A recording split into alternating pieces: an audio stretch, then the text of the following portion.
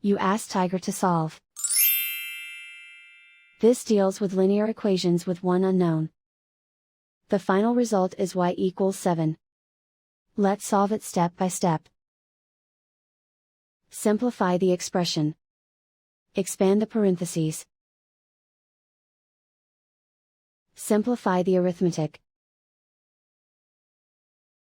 Expand the parentheses. Group like terms. Simplify the arithmetic. Group all y terms on the left side of the equation. Subtract y from both sides. Group like terms.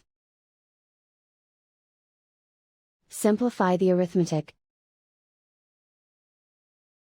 Group like terms. Simplify the arithmetic. Group all constants on the right side of the equation. Subtract 16 from both sides. Simplify the arithmetic.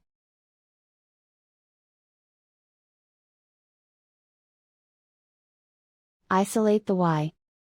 Divide both sides by -3. Cancel out the negatives.